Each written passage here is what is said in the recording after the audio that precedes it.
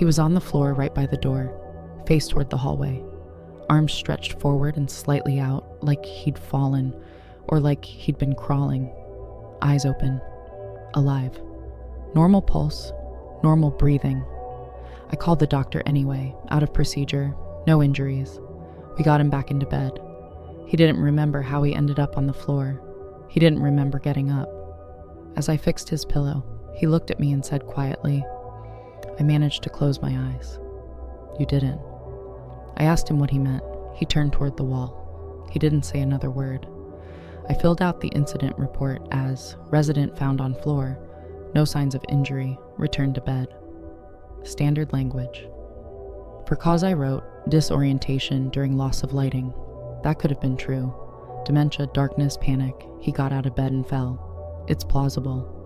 But I spent the rest of my shift replaying those few seconds in the dark hallway. I walked to the panel. Red exit lights, silence, nothing unusual. I didn't see anything. And he said, "You didn't," like I was supposed to see something. Like while I was walking through that dark corridor, something was there, and I passed it without closing my eyes. The next day, he asked to be moved to a different section. I passed it on. The director asked why, and I said he was uncomfortable in this wing. That was enough. Peter was moved to the far block. Different station, different hallway. I checked on him a couple times, just to see. He looked calm, slept fine. He never mentioned the light again. 3 weeks later, he discharged to his daughter. I still work the same unit.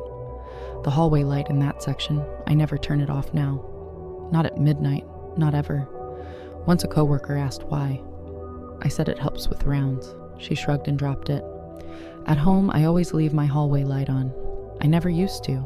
I'm a rational person. I know the light in my apartment has nothing to do with a hospital corridor. I know that.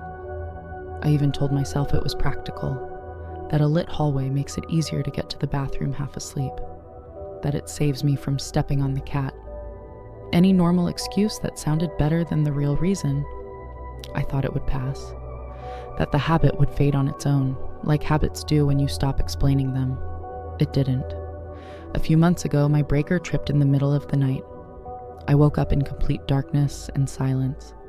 An apartment I know by heart,